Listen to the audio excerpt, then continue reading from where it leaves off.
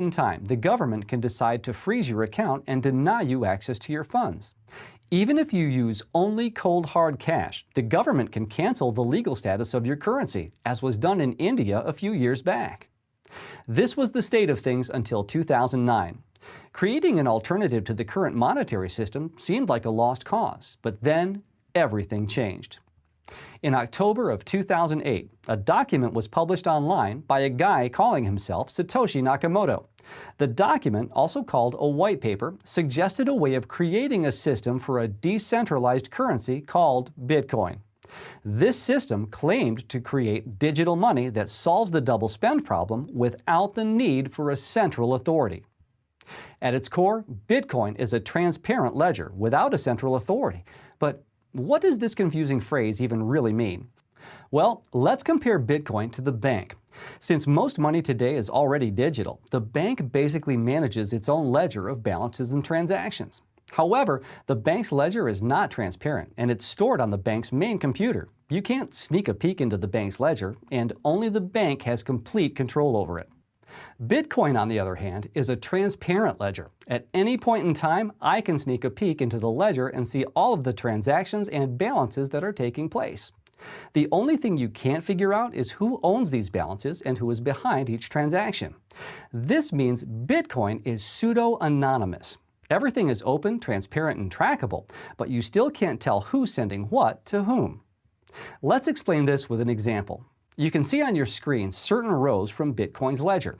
We can see that a certain Bitcoin address sent 10,000 Bitcoins to another Bitcoin address in May of 2010. This specific transaction is the first purchase that was ever made with Bitcoin, and it was used to buy 2 pizzas by a guy named Laszlo. Laszlo published a post back in 2010 asking for someone to sell him 2 pizzas in exchange for 10,000 Bitcoins. Well, someone did, and now the price of these 2 pizzas is worth well over $100 million today.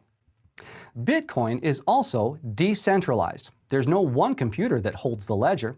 With Bitcoin, every computer that participates in the system is also keeping a copy of the ledger, also known as the blockchain. So if you want to take down the system or hack the ledger, you'll have to take down thousands of computers which are keeping a copy and constantly updating it. Like most money today, Bitcoin is also digital. This means there's nothing physical that you can touch in Bitcoin. There are no actual coins. There are only rows of transactions and balances.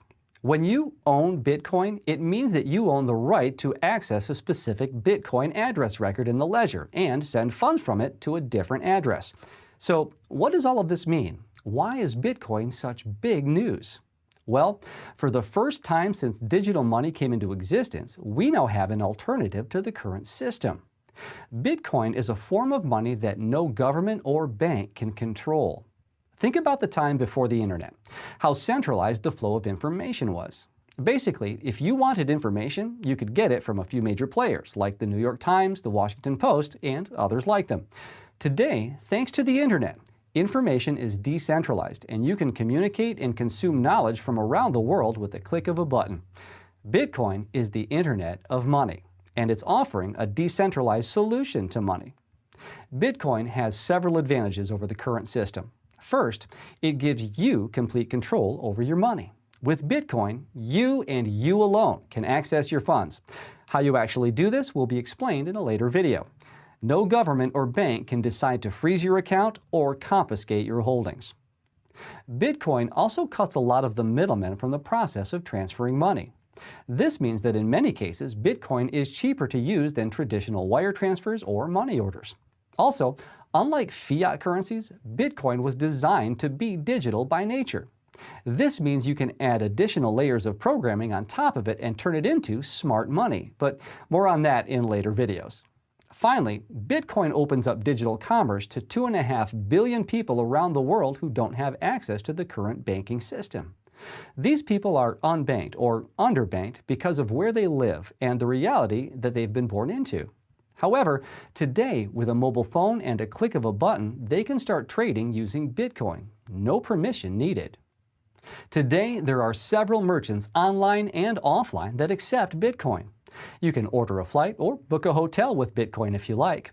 There are even Bitcoin debit cards that allow you to pay at almost any store with your Bitcoin balance. However, the road toward acceptance by the majority of the public is still a long one. As we continue in this video series, we will break down exactly how Bitcoin works and how to use it. We will learn about Bitcoin mining, Bitcoin wallets, how to buy Bitcoins, and much more. The revolution of money began in 2009, and these days we are seeing it change money as we know it.